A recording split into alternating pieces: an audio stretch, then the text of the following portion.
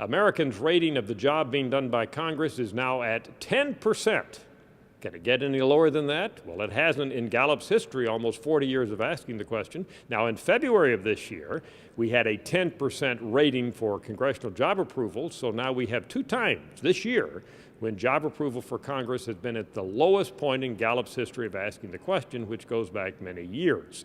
What's behind this low job approval rating for Congress? Well, it's difficult to know. Certainly the bad economy has something to do with it, but the fact that Congress is still bickering and doesn't seem to be able to come at solutions for problems, and perhaps the fact that looming ahead is this fiscal cliff, and so far Congress hasn't shown any inclination to arrive at decisions on what to do about it, all of that wrapped together may be the cause for this low rating for Congress.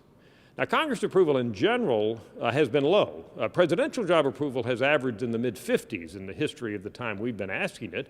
Congress job approval has averaged more like about 34% in the over 200 times that we've asked it over the years. So clearly Americans have never been really positive about Congress, but even with that low average, the 10% that we're getting now is extraordinarily low. The high point, by the way, for congressional job approval was 84%, which came in the aftermath of 9/11 back in 2001, but we've had nothing like that either before or since.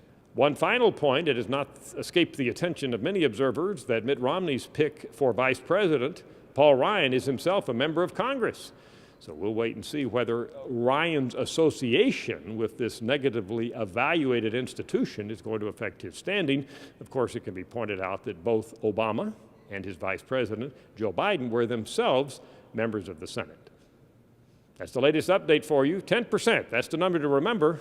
10% job approval rating for Congress, tied for the lowest in Gallup's history. I'm Dr. Frank Newport, Gallup Editor-in-Chief.